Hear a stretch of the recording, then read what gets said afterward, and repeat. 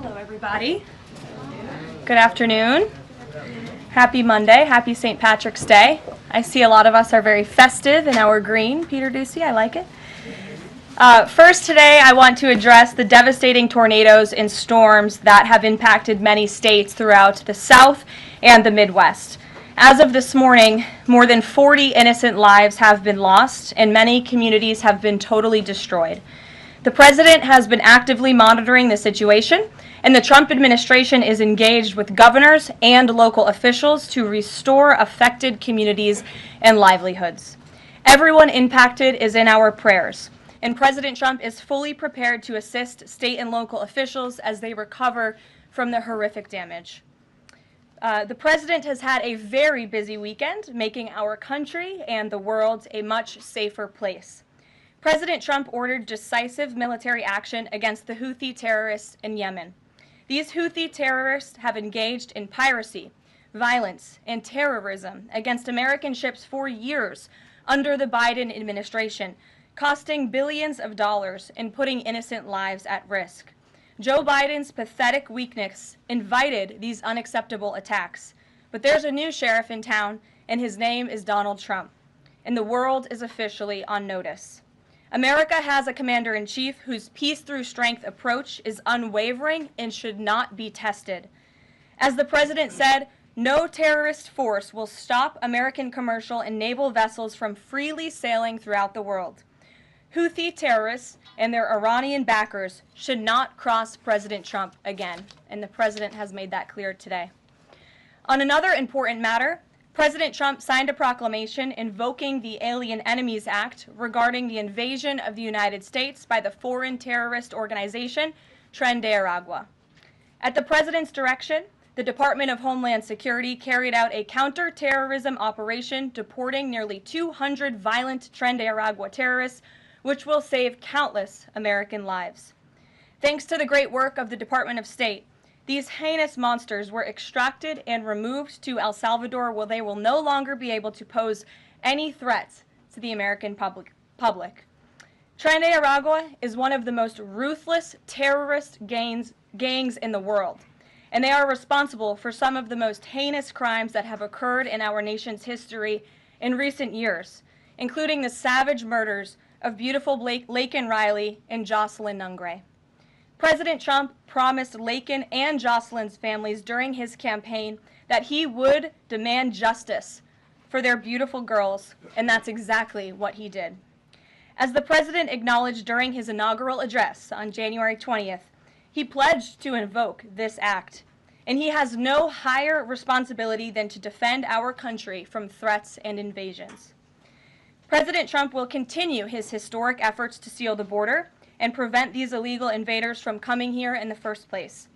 As the New York Times is acknowledged over the weekend, President Trump's policies are working. Here's how the Times summed it up. Illegal crossings at the U.S.-Mexico border are down to their lowest level in decades. Once crowded migrant shelters are empty. Instead of heading north, people stranded in Mexico are starting to return home in bigger numbers. The border is almost unrecognizable from just a couple of years ago, when hundreds of thousands of people from around the world were crossing into the United States every month in scenes of chaos and upheaval. This is the Trump effect in action. And again, those are the words from the New York Times. We didn't need a border security bill. We just needed President Trump. All of these actions taken together are contributing to a wave of optimism about the direction of our great country. According to brand new polling from NBC News, more registered voters say the United States is heading in the right direction than at any point since early 2004. Americans support President Trump's common sense approach that's getting our country back on track in record time. Meanwhile, the president's critics can't say the same. That same new NBC poll also found that the Democrat Party has reached an all-time low in popularity. It turns out when you let your hatred of President Trump get in the way of doing what is best for America, the people reject you. Who would have thought? Joining us today in our new media seat is Kelly Meyer. She is a White House correspondent with News Nation. News Nation started in 2021 and is one of America's fastest growing cable news networks with a focus on news for all of America. It's part of a larger ecosystem. Nexstar, which is home to News Nation, the political website The Hill, the broadcast network The CW, and local Nexstar stations. With that, kick us off, please, Kelly. Thank you, Karoline. What do you say to Americans who want safe streets but are concerned due process is being violated? The president is using every lever of his executive authority and his constitutional authority within the bounds of the immigration laws of our country to ensure that our streets are safer for law-abiding American citizens. And this administration is focused on detaining, arresting, and deporting illegal criminal aliens. And as you saw this past weekend, the president used his authority under the Alien Enemies Act to deport foreign terrorists. Tren de Aragua is now a designated foreign terrorist organization. And as I said, there were nearly 200 Tren de Aragua members who were sent to El Salvador this weekend. Countless lives will be saved because of this action. And if you talk to the families, the Angel families, as I mentioned, Blake and Riley and Jocelyn Nungray, they understand the grave cost of life at the hands of these illegal terrorists. And the president is proud to deliver on that promise for them. And just to follow up on that, this will be challenged later today in the courts.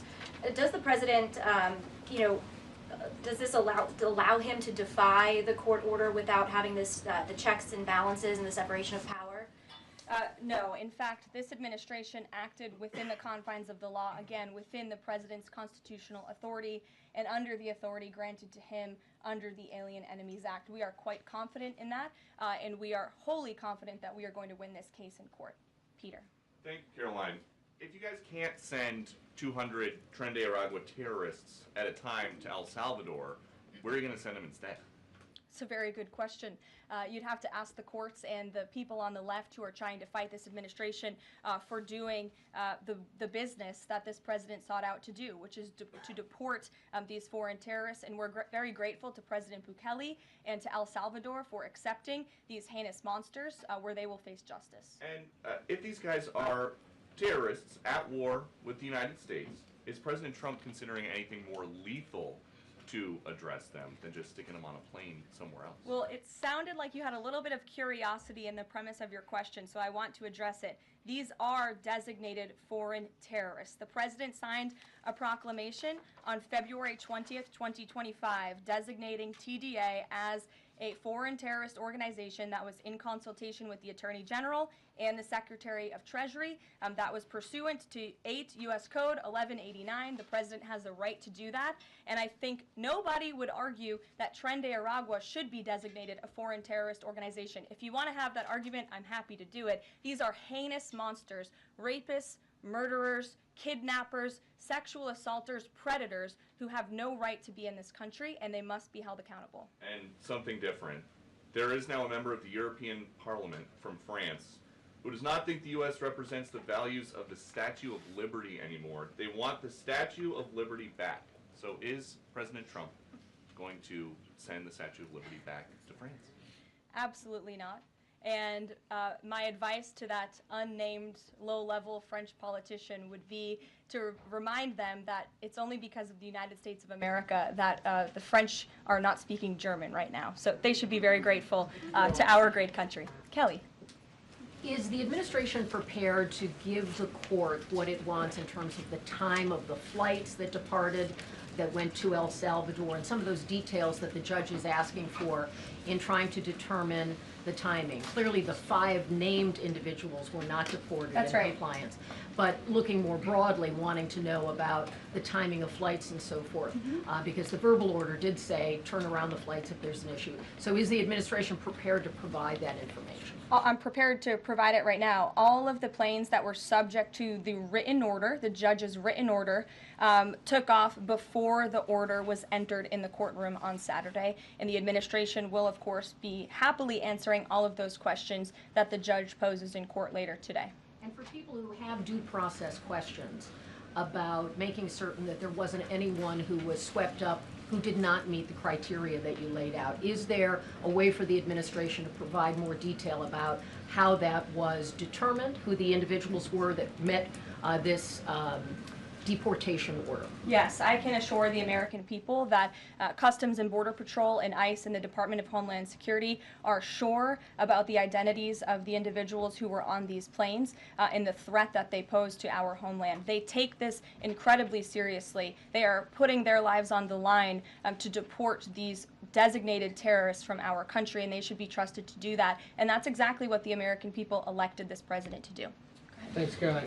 Just to follow up on that then, so you're saying definitively that the administration can prove everyone that was put on those flights to El Salvador was either a member of Tren de Aragua, MS-13, or some other entity? We've already provided the breakdown in the effort of transparency about the 261 illegal aliens who were deported. 137 of those were deported under the Alien Enemies Act. 101 of those were Venezuelans removed via Title VIII, which, as you know, are just regular immigration proceedings. And 23 of them were MS-13 Salvadorian gang members. There were also 2 MS-13 ringleaders as part of that group of 23 who President Bukele particularly expressed his gratitude for their return so he can demand justice in his home country. Jennifer. Just follow, what criteria, though, other than, say, tattoos or maybe being in the wrong place at the wrong time, are they using to determine that someone is actually a member of one of these organizations?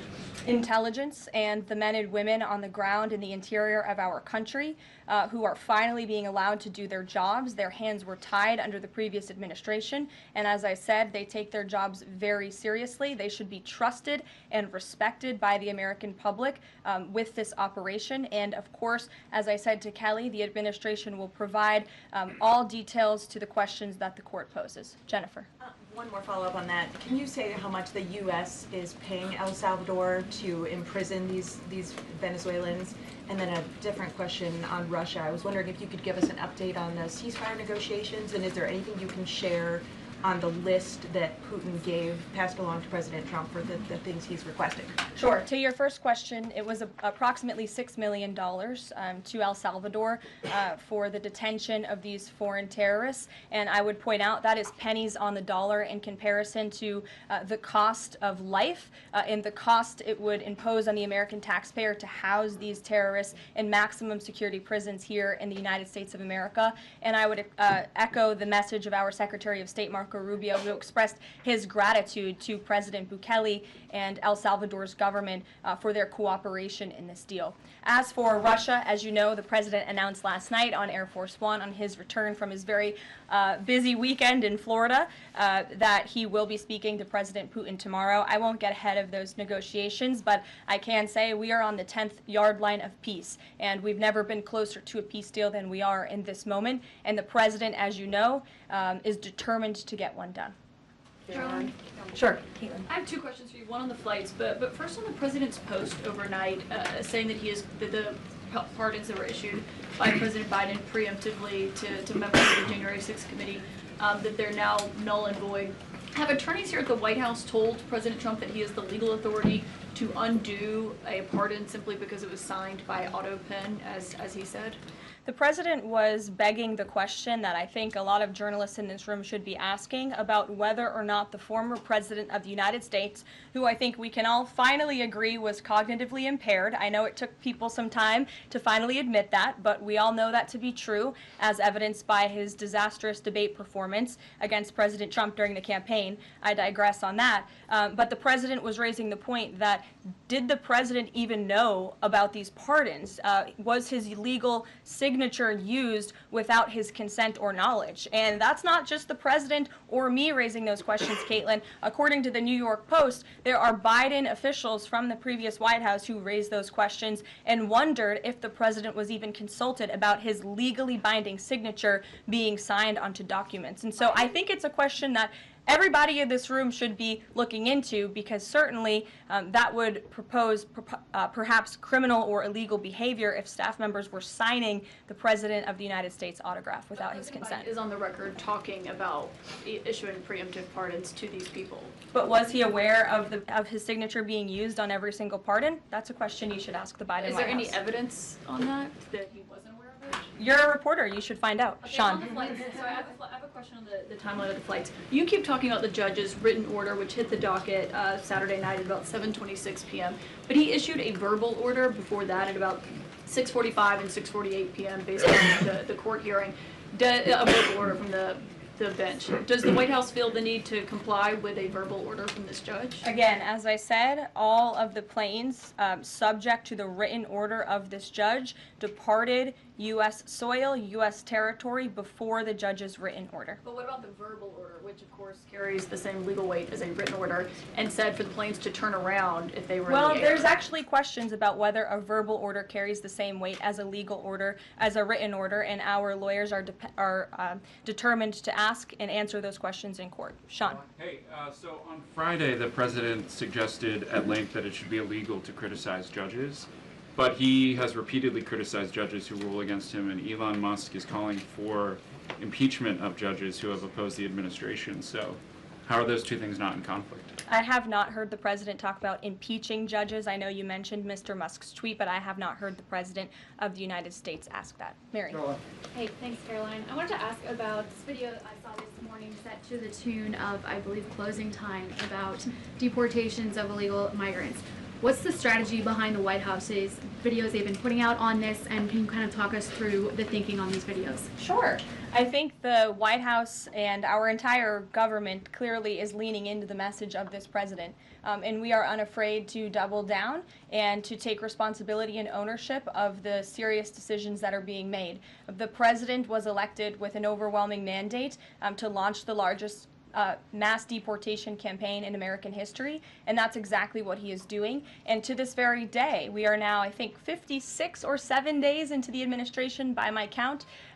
The president still receives an overwhelming public support for the policies that he is enacting. So we are unafraid to message effectively what the president is doing on a daily basis to make our communities safer. And the specific video you referenced, I think it sums up our immigration policy pretty well. You don't have to go home, but you can't stay here.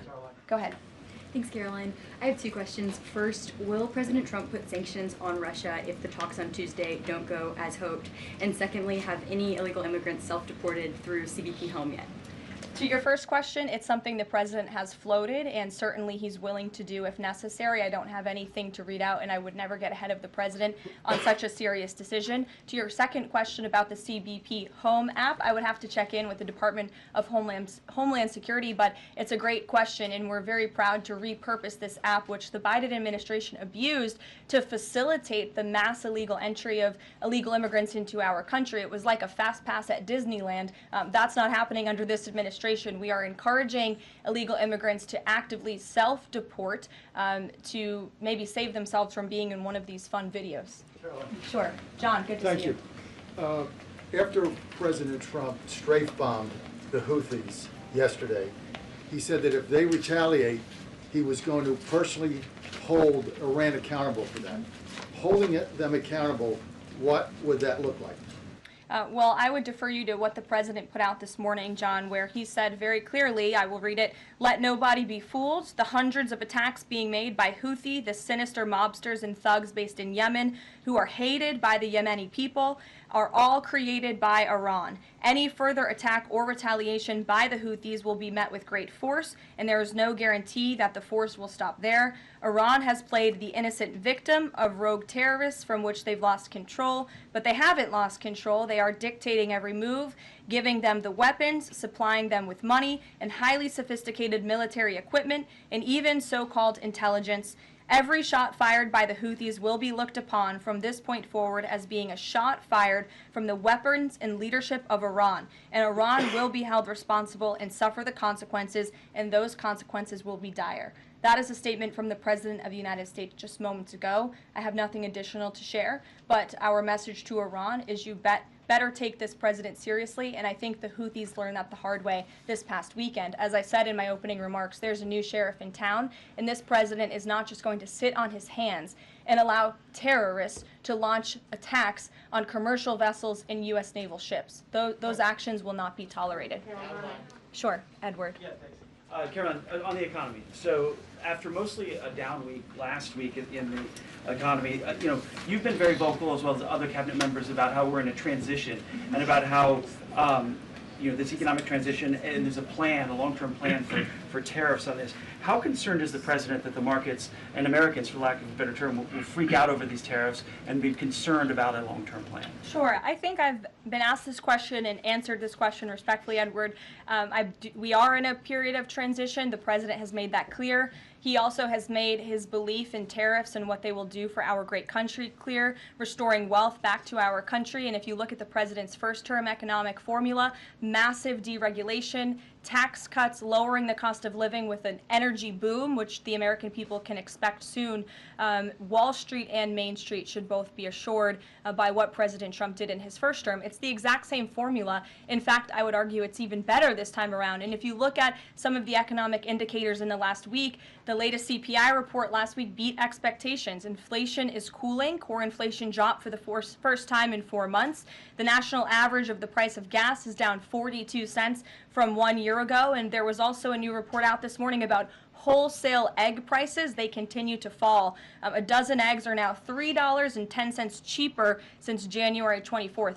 First, that's a 47% decrease overall. So I think the American people do have great reason to be optimistic about this economy. And as I've said repeatedly, it continues to be true. The administration has a whole of government effort to fix the economic mess created by Biden. So the president's pointed to that April 2nd tariff deadline, so to speak. Is the tariff back and forth sort of done now? We're just all looking towards April 2nd? Well, I think the president would tell you that all options are always on the table, and he's always ready to respond if he feels the United States is being unfairly treated by our allies and also our competitors around the world. But yes, the April 2nd day is a big day for the country, as the president has said. Reciprocal tariffs will go into effect. We'll have more details on that as the date nears, but our entire trade team, Secretary Lutnick, Secretary Bessent, the vice president has been quite involved in these talks and discussions as well about what that will look like. And the president, as you always do, you will hear from him directly on it. Deborah Saunders, how are you? Fine. How are you doing, Karoline? Good, thanks. Former pardon attorney Elizabeth Boyer believes she was fired for refusing to sign off on a move to restore gun rights to actor Mel Gibson. DOJ's Todd Blanche says no. But I want to know, is the administration dedicated to restoring gun rights to felons who served their times? I ask this because I've talked to people who were pardoned. They felt that was important. Of course, this isn't necessarily for a pardon. What is the president's thinking on this issue? After you've served your sentence, should you have gun rights? It's an important question. It is one I have not spoken to the president about on his views, but I will take it to him this afternoon. I will tell him you asked, and we will get you an answer. You're welcome. Jonathan. Thanks a lot, Caroline. A question for you regarding the administration complying with judges' orders. I want to ask about an administration spokesperson who's the border czar, Tom Homan. He was on Fox News. We love Tom Homan. And he was talking about the deportations, and he said the following. He said, "We're not stopping. I don't care what the judges think," which seems to me, just reading that, that you don't care what orders come from the federal bench. Is that the case? Can you clarify that, please? Well, I think since you just quoted Tom, I'll quote Tom. He said, "I don't care what the judges think, but I can assure you that the administration is complying with the court order." And as I've said repeatedly from this podium, all of the flights that were subject to the judge's written order departed before the written order, and we are prepared to make that case in court later this afternoon. And then if I could, on Russia, the president, as you pointed out, Caroline, made some remarks on Air Force One coming back from Florida, and he seemed to indicate that the conversation tomorrow concerns essentially dividing up assets, dividing up territory associated with the war in Ukraine. Has President Zelensky given President Trump that authority? Is that what is going to take place tomorrow? Well, as you know, the president and his entire national security team have been engaged directly with President Zelensky and the Ukrainian team, and that has been part of the discussion between the president's team and the Ukrainians. As for where those lines will be drawn or any specifics, I am not going to get into that from this podium. It would be unwise for me to get ahead of the president's call with President Putin tomorrow. But again, I can assure you, in the effort of transparency, as this president always does, you will hear from him or one of us directly after that phone call tomorrow. Reagan. Thank you, Karoline. There's a lot of focus on the judicial branch right now. The president has about 40 judicial appointments that he could make at this moment. Do you have an update on what the timeline would look like for those judicial appointments? And does the president have a list of potential nominees that he's vetting? I do not have an update on a timeline, nor do I have a list, but I can certainly have our team gather that for you and provide it. You're welcome. Sure. Go ahead. Sure. Thank you, Caroline. So the president is visiting the Kennedy Center this afternoon to attend a board meeting. A question about what happened a few weeks ago. The Kennedy Center got bomb threats targeting a performance by Shingyun Performing Arts, which is an American company showcasing China before communism. This company has been targeted, unfortunately, by the CCP for years. I'm wondering if this administration has a response to this, and also as the president is putting an emphasis on arts and culture, what's the administration's message to potentially foreign state actors who are trying to disrupt that in the U.S.? Don't disrupt it.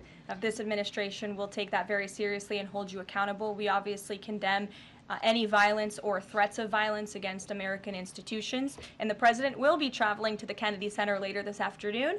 I look forward to going with him. As you know, he is now the chairman of the board of the Kennedy Center, where he hopes to restore arts and culture that embrace American tradition, don't disparage it, as we have unfortunately seen over the past several years. The president will be doing a tour of the center. In his business developer mind, I'm sure he will make some recommendations on how the center itself can be improved, but also we'll be discussing perhaps some future plays and musicals and theatrical programs that the center will be hosting under his new leadership and the board's new leadership. Daniel. Will the president be discussing with Putin tomorrow the future of Volodymyr Zelensky, sort of a follow-up to John's question? Again, I've been asked and answered this question now. I'm not going to get ahead of the president's discussion tomorrow, but after the phone call takes place, I can certainly provide a readout. Daniel. Karoline, thank you so much. You mentioned earlier in the briefing that you guys are at the 10-yard line of peace. Given the amount of progress that you've made in such a short amount of time, is that an indictment of the previous administration's foreign policy stance, and is it just more proof that you need to talk to people to sort of get things done? I think so. I think the previous administration is the reason this war began. As President Trump often says, this war would have never started if he were still in office. It only started because of the incompetence and the weakness of the previous administration, and President Trump is very proud of the progress that he and his team have made in such a short amount of time, and hopefully tomorrow that progress will move forward. Sure. Thanks. There have been some media reports just in the last few hours that the administration has decided to withdraw from the International Center for the Prosecution of the Crime of Aggression against Ukraine, which is designed to hold Putin accountable for war crimes. Are you able to confirm that? And if that has occurred, why has that occurred? I'm not able to confirm it because I have not heard that. I will caution, I know there have been many inaccurate and misleading reports from Reuters lately, so I would caution anybody taking that seriously, but I can check in and get back to you. Great, thanks, Caroline. Is it the president's belief that the Justice Department should be investigating members of the January 6th Select Committee? Is he directing the DOJ to do that? As the president made it very clear in his address on Friday, I believe some of you were there, I was there, he made his vision for what he would like to see of the Department of Justice very clear, but he said that he has appointed great people in Attorney General Pam Bondi and also in our FBI Director Kash Patel to do what they think is best for our justice system and to stop the weaponization of justice that we saw under the previous administration against not just President Trump but his supporters as well. We want to restore the Department of Justice to an institution that focuses on fighting law and order and crime and putting real criminals behind bars, not targeting Americans because of their religion or their political speech. We saw that under the previous administration, and it's unacceptable to this president. And just to follow up really quickly on just Homan's comments from earlier. A few weeks ago in the Oval Office, the president said he will always abide by the courts. We heard what Tom Homan said earlier today. So I'm only asking just to be clear for the American people. It is the administration's belief that that you feel like you are bound to comply by the judge's orders? We are complying with the judge's orders. Question on the storm. Sure. What role does the president see for FEMA with these storms? He's talking about getting rid of FEMA, states handling their own disasters. Does he plan to change how the federal government responds to these storms? There hasn't been a change yet. That doesn't mean there couldn't be in the future. But as of right now, the president, the entire administration are actively monitoring the storms, as I said. In fact, before I came down here, there was an email note in my inbox from the Department of Homeland Security on what they are actually doing state by state across the board. So rest assured, Secretary Noem and her team is on it, and I would defer you to the Department of Homeland Security for any further details. One more question. The president referenced power plants with a conversation with Vladimir Putin. What is he referring to with power plants? What is that? There's a power plant that is on the border of Russia and Ukraine that was up for discussion with the Ukrainians, and he will address it in his call with Putin tomorrow. The nuclear plant. Correct. Okay. Yes. Do you have a question? Yes. Okay. I wanted to ask you if you would be releasing more granular data about the people who were sent to El Salvador this week. Particularly, will you be releasing their names? I don't believe so because of the privacy concerns at this point in time. That doesn't mean we won't eventually. I would defer you to the Department of Homeland Security for more details on the individuals on the flights, but we have been incredibly transparent in giving you the breakdown of the numbers and also some of the crimes committed by these heinous criminals and individuals: kidnapping, sexual abuse of a child, robbery, aggravated assault on a police officer. I would remind everybody in this room that Tren de Aragua is a foreign terrorist organization operating within the United States of America because the previous administration allowed them to invade our country. These are monsters who tortured, raped, and murdered a 12-year-old Jocelyn Nungre. They murdered 22-year-old nursing student Laken Riley. They led a multi-state sex trafficking operation involving smuggling women into the United States, holding them in stash houses in Louisiana, Florida, New Jersey, Texas, and Virginia, and forcing them into prostitution. They kidnapped and murdered a 33-year-old woman in Texas. They sexually and physically assaulted a woman and her daughter in Wisconsin. They conducted a mass shooting in Illinois. They peddled untraceable ghost guns across New York City, took over an Aurora, Colorado apartment complex where they kidnapped and tortured victims. And by the way, many of you in the mainstream media said that didn't happen. It turned out that it did. And because of the effective immigration policies of this administration, those foreign terrorists were detained and they are no longer operating on American soil, and we have President Trump to thank for that. We'll see you guys later at the Kennedy Center. Thanks so much. Thanks, Caroline.